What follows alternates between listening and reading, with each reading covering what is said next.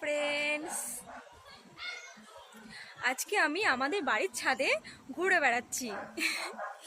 এই লুকে দেখে অবশ্যই তোমরা ভাবছো যে কি ব্যাপার, সবিতা রয় কেন শাড়ি পরেছে। আজকে একটা স্পেশাল ডে ছিল, কারণ